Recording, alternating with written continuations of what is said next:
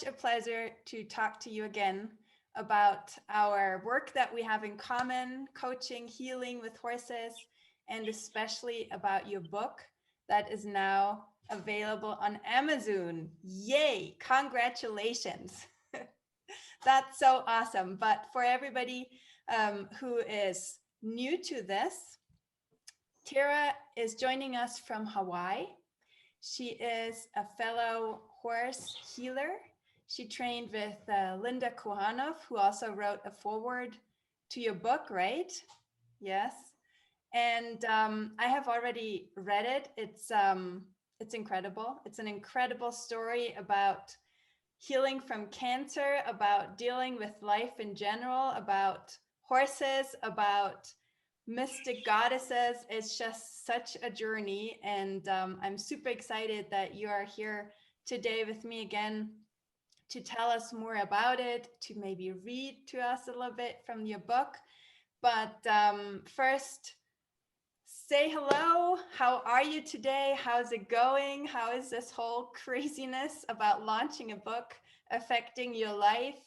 How are you today? Oh, thank you so much. It's such an incredible honor to be here and talk with you again. I'm great. I just published my book in the last week, Grace, Grit, and Gratitude, my story about healing with stage 4 cancer with my horses. It's already a bestseller on Amazon, so it's very exciting. It's also very full-time. There's a lot going on. There's a lot of work in publishing a book, but it's really exciting. It's getting a lot of great reviews. Thank you for being a part of the helper team for me. And yeah, life is great. I live here in Kauai with my 2 horses, free on 3.5 acres. I live in an off-the-grid yurt with my other animals too, and just super grateful to be here and be alive after such a crazy health journey and just everything that I share in my book. So thank you so much. Yeah, and it is really everything that you share in this book. I have read it, and we actually meet here for the second time, but it feels like I know you forever, and I know so much about your family, your story, what motivates you, what drives you crazy, what your dreams are, what your hopes are, because you write about all this so openly and so profound in your book. And that must be, I don't know, that must be quite an experience that so many people are reading this. And I mean, you have gotten incredible response. Like everybody loves it. There is already so many reviews on that book site. But how does that feel? Like, was that hard or? Yeah, that's a great question. It's it's multifaceted. It's really exciting because I feel strongly in my message that cancer and other challenging situations can be, fuel for transformation, for growth. So I'm excited that my book is being so well received. It's also a very vulnerable feeling too, because I share some of my most vulnerable stories in the book that only my closest friends knew. Mm-hmm. So it's also this feeling of, like you said, you feel like you know me so well already. It's like, oh my goodness, all these people I don't know and strangers are going to know my most intimate, just who I am and these situations that were very hard for me. So it's some of both. Part of me, I like to be out in the open and share myself, but then part of me is very quiet and likes to go within. So there's a bit of a push-pull situation going on of like, yes, this is exciting. I'm like, oh my gosh, I want to hide. So, and you've caught me right after I published too. So this feeling is strong. Unfortunately, I mean, I broadcast things, I teach things online on Facebook, on Instagram, and usually we get a good response because we're talking about things that we have studied. We're not inventing stuff. We're not slamming somebody else, but there are also haters, and sometimes they come in the most unexpected form and shape. And I just recently had somebody on my Instagram page criticize, not in a terribly bad way, but quite insisting. And it's I didn't have a lot of experience with that before, but I have to say it does affect me. And it was, I mean, it was a video about an activity where I absolutely knew that she didn't understand it correctly. I'm not abusing my horses, and it's quite obvious in that video. So I was kind of fine with it. But I imagine that if somebody starts criticizing something about that, that is like a very deep, like to the heart. Are you? Yeah, like, yeah, I'm sorry you experienced that. That can be very painful, especially when you're coming from an authentic place. It's so true. When you put something out in the public eye, people can interpret it however they want, and you're open to criticism. I was diagnosed with cancer almost 5 years ago, so I've actually been used to receiving a bit of criticism. I chose a natural route of healing cancer for 2.5 years, and I was very outspoken in my belief system, I guess you'd say, and I was doing videos and blogging, and I had some really horrible things said to me in social media, Facebook in particular, that was very painful. So I've already had some experience with that, but I am very well aware that that can come on another layer with my book, and to try not to take it too personally, because it's kind of a crazy time to be alive right now, and everybody's a little bit more pushed to their level and liable to be critical and project things. So I'm trying to keep that in mind, but also, yes, knowing that, all right, everybody might not like my book, and that's okay too. And that's okay. Yes, exactly. It is okay. And it's just unfortunate that now in these times with social media, people, instead of saying, well, I don't like that one, I put it aside, they feel compelled to criticize our work openly on social media sites. And that didn't exist before. I mean, if you Right. didn't like a book, you just didn't read it, right? Or if you didn't It's like a very person, then you true. didn't follow them or speak to them. So but yeah, now everybody feels invited to share their opinion. And I assume that also, I mean, if you share your diets, your healing route, your thoughts, and all of that, a lot of people feel compelled to have an opinion about that. And I have to say that I was absolutely ignorant about cancer.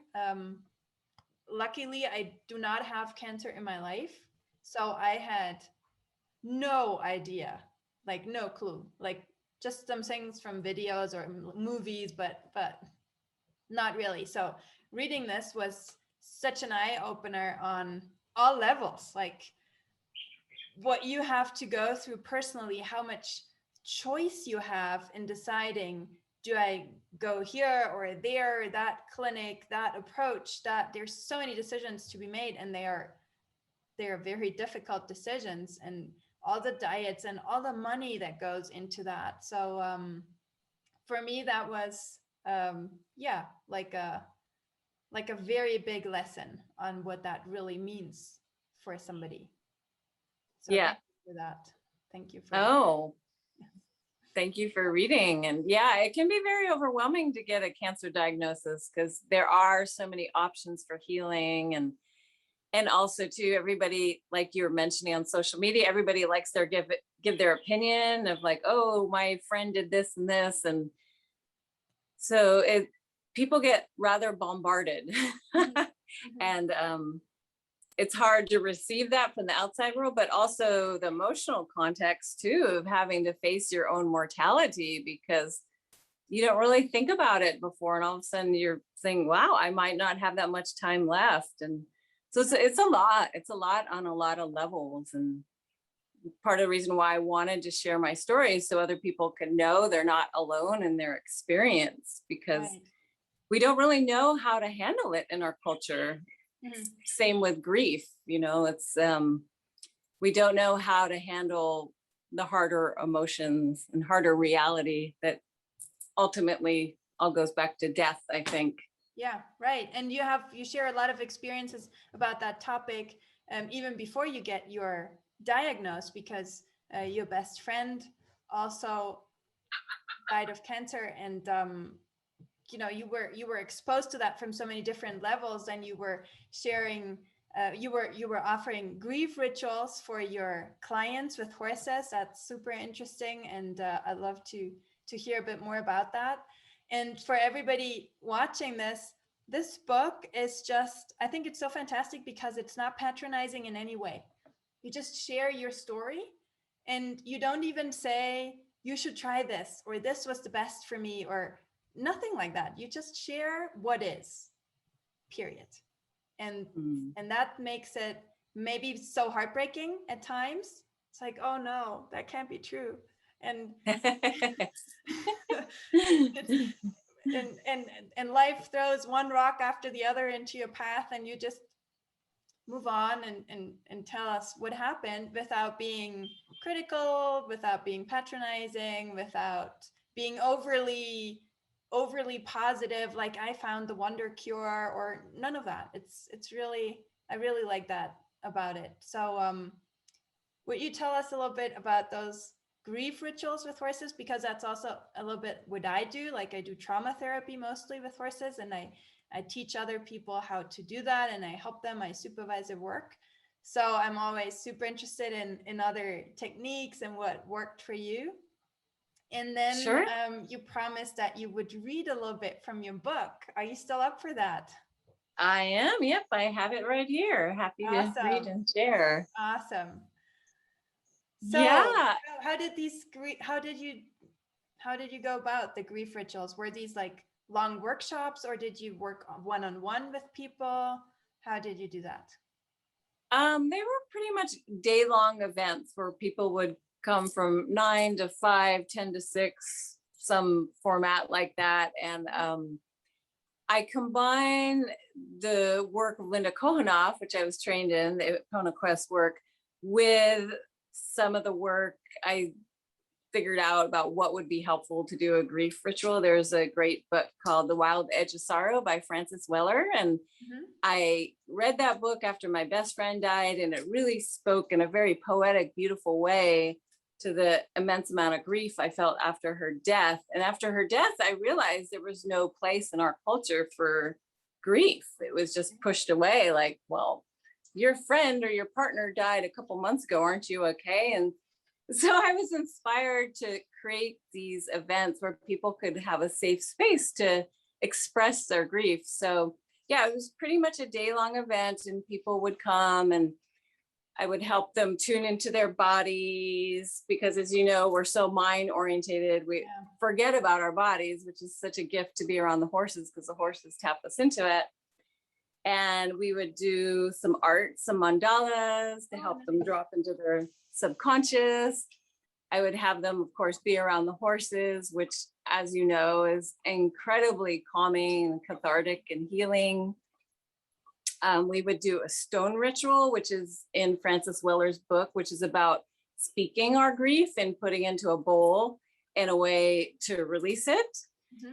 And then some other exercises too that seemed very powerful and relevant. And it was beautiful. I mean, in that day-long event, people touched into grief that they didn't know they even had. You know, they would come from the grief over losing a partner, for example, and then realize, oh my goodness, I'm feeling childhood grief from something that happened from my mother or my father. So it helped move through a lot of the trauma that they didn't even know they had. And it also helped to connect people in a community setting, because when you're experiencing grief, it can be tremendously isolating. So it helped people know, like, oh my goodness, I'm not alone in feeling this heavy feeling of grief. This person here is feeling a similar thing. And so it was so beautiful and such an honor to witness. And the horses were such wonderful holders of sacred space. And I was really fortunate too. I was invited to go to New Zealand, and I did a grief ritual there at a horse conference. And it was very, very powerful work that I did for a few years. Yeah, you know, Gabor Mate, who is a specialist in trauma, also in grief, and he just released that wonderful movie, The Wisdom of Trauma. Have you seen that? I have not. No, You I have know to. about him though. They're offering different events to stream it for a donation, so it's highly recommended. And at some point he says it's not about, or children don't get traumatized, or people don't get traumatized about what happens to them, but because they're alone with the hurt.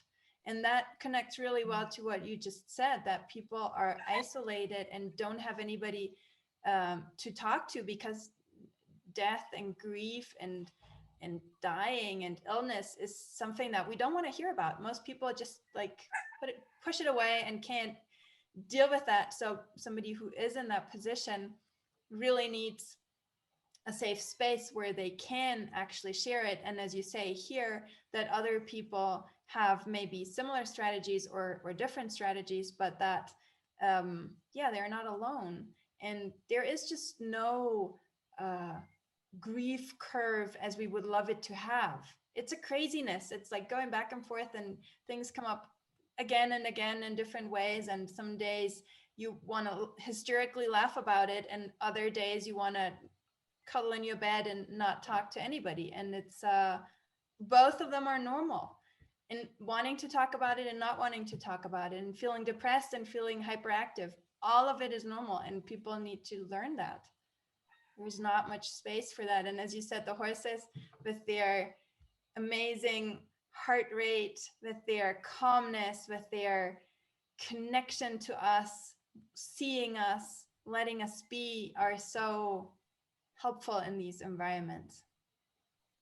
So true. So well said. Yes, that's interesting too. You mentioned the whole grief curve, because I used to show my participants this, people think grief is like you go from one end to another and it's a stage, but I would show this photo and it's just exactly like you said. It's like all over the place. You can be feeling good one day, another day you're totally destroyed. So, and that's normal, and it goes on, sometimes for years. And to embrace that feeling is so important, rather than to push it away and try to feel happy. Right. So in these groups, how many people did you bring together? The most I would have would be about 10 people. Mm-hmm. I mean, like when I taught in New Zealand and I did an event at another horse conference, there was, I think, up to 40 people, but I did a very small version of it.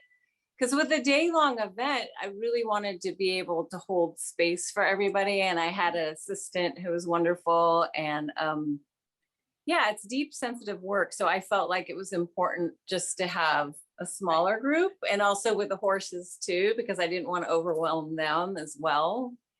Yeah, right. I also prefer the small events, like maximum 12 participants. It's if we allow the horses and the participants to go really deep, they will, but then it has to happen in a smaller group. If there's 30 people, we can't give that space to everybody individually. Right. So yeah, smaller groups are better. I think the same way. Yes, definitely. I wish I could experience your work. You're such a fascinating person. I think we will at some point. We will meet personally here or there. I'm very confident about that.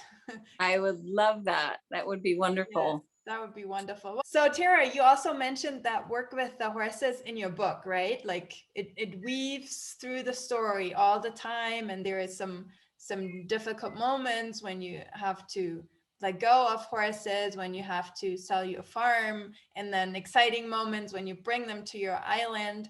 Do you want to read a part of your book for us? Sure, I'd be happy to. Yeah, so as you were saying, I weave the horses all throughout my book. I mean, the basic message is how my horses have helped me heal through all these crazy events. So I'm just gonna read a part in my book. It's actually near the end. I will just show, well, my light's kind of funny, but. No, we can see it. Oh yeah. Nice. Okay. It's a photo of me with my Mustang Comanche. It's called Living with Horses. Yeah, and so for our viewers here, you say how the horses help me heal. And I mean, that's like one of the points where somebody can come in and really destroy us. We do healing work with horses and coaching work with horses, but That doesn't mean that the horses have some magical abilities and will just like wipe away any illness that somebody has. What they do is they touch your soul and they help you figure things out. They help you get to the root of a problem. And you too, as you write in your book, believe that that there is always a psychological, emotional component to things that happen to us. Not all of it is emotional. Like, we don't want to say, you know, you were to this or to that, and that's why you got cancer. That's not helpful. But there are components of our personalities, and we all have them, that make us prone to this or that illness or to some things that happen in our life. And the horses can help us figure that out. And first of all, they can help us, as you said in your grief rituals, to calm down and to be open and to be present. And they do that by just being there, right? So they have this heart rate that is so calming. And if they are calm horses living in natural environments and herds, if they are not treated violently, they have this calm state of mind, and they create a magnetic field that will extend to us, and we tend to adapt to it. So there is science behind that. And there is also a lot of empirical knowledge that we can't really explain. Like, why does it make me cry if I look at that horse? I don't know. Somehow they can communicate. I think horses communicate in like telepathic emotional messages. That's what they do in the wild. And that reaches us. And we can also do that with them. And it's backed up by science. There's a lot of like sensory things, a lot of hormones woven into it. And they just touch our soul and help us evolve and get to the root of things. So yeah, everybody who has had a session with us, with you, with me, knows that, has experienced it. And yeah, and that's why we say that horses contribute to our healing, even cancer. Yes. Mm-hmm.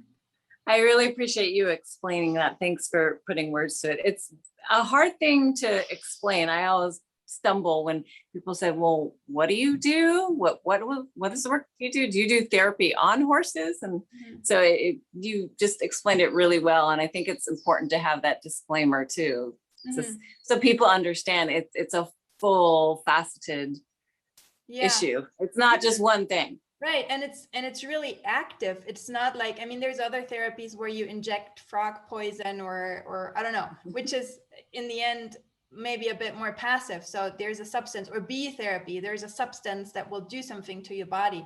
But with the horses, it's you have to be open, and you have to actively participate in that and go down that path. That can be a bit hard. I mean, healing is not easy. Right. Yeah, it really requires you to face your shadows and the things, the emotions that's hard to look at, the traumas, whatever it may be from your past. Yeah. It's a very full spectrum. All righty. Okay, living with horses. My life took on an incredibly rich cadence after Blue and Comanche were back on the land again. I found a deep satisfaction in the everyday care of the land and animals. Taking care of horses with the necessary feeding 3 times a day, daily poop scooping, which I know you know very well, and tending to a sick horse is hard work, but it gave my life meaning and purpose. I loved it. It was a true labor of love. Being close to the land that my prudent great-grandpa purchased in the 1920s was a potent act of returning to my roots. The Aina, I share Hawaiian words in my book because part of my book is set in Hawaii and my family is from Hawaii. Aina means land. It's like the power of the land, it's land. So the Aina nurtured my soul. I felt like my body could relax into a deeper level of trust. This was the most profound healing I could possibly experience. There was no way I could have dropped into the same sense of belonging while living in California. My island home possessed the magic I need to defy all medical expectations. I would often close the gate to the main road adjacent to the property and let the horses roam freely on the land. This meant that I would wake up with Blue or Comanche standing right outside my door, waiting to be fed. It is my slice of heaven to observe horse behavior free of the confines of a barn, stall, or other self-contained human creation. Sometimes I felt like the Jane Goodall of the horse world, except my two boys had been domesticated. I'm sure if Blue could, he would wander right up to the stairs into the yurt, plop down on the sofa, and start talking story. Hawaii has a languid lull to the language where people spend time chatting without a rush sense of time. This is one reason why island life is deeply relaxing and healing. So, and then I just go on to say, the horses and I had many enchanting moments together. And then I go on to explain a really magical moment where they really were connecting with me in a profoundly powerful way. Yeah. Yeah. And so that's a little slice of it. Thank you so much. It's there are so many similarities. I mean, I live in the slowest paced country, I think, on earth.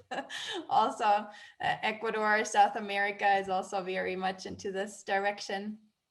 And yeah, we have space here. The horses can roam around even though they are domesticated. But yeah, I can super relate to what you're writing. And in that sense of belonging and that sense of, you know, somebody needing you and appreciating your presence and doing that physical work and outside and working with the land, but without being needy. I think that is something that the horses really gift to us, because it's so different from a dog. Like a dog can love you, but they're all over you.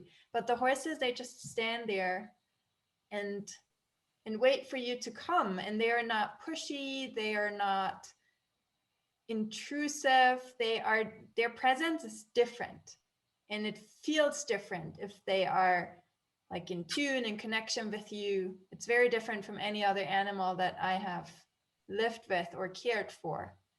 And yeah, I don't know, can you explain that with, like, what is it about horses? What is it about horses?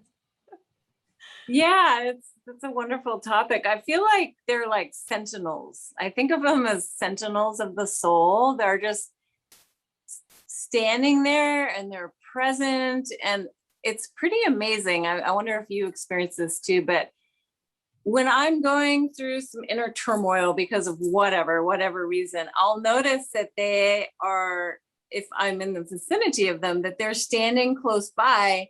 Mm-hmm. And almost in this samadhi, deep trance state. Mm-hmm. And I can tell that they're holding energetic space for me. I know energetic has like a woo-woo term to that, and Linda talks about that in her book, but it's almost like they're connecting with me on a whole nother level that we humans are not often aware of. And it's almost like they're helping me process whatever difficulty comes up. Have you felt that with your horses too?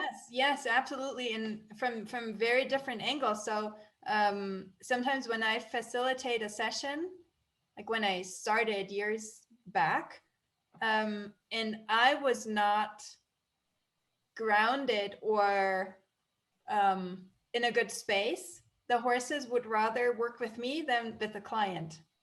So I learned, the horses taught me. I had one session where I should actually have canceled the client, and the horses were just standing there building a circle around me, like no, you are not ready to do this. And I was not actually.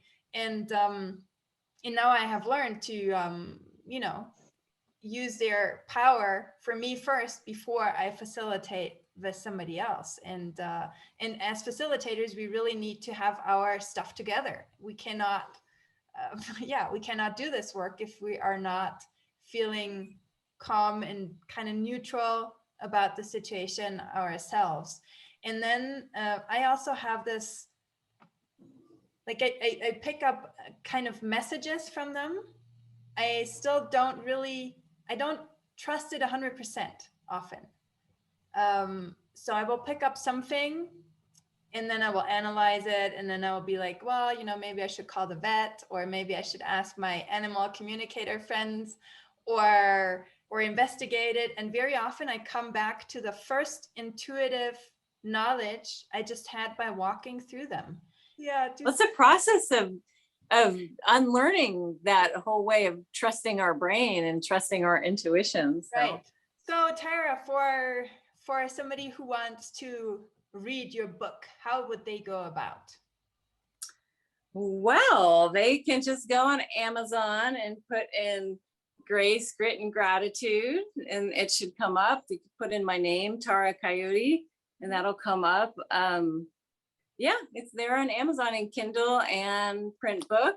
Mm-hmm. And I have a lot of social media pages, Facebook pages, Instagram, websites, so YouTube channel, all my information's out there. So yeah, if anyone wants to check out my book and write a review, I'd be so grateful.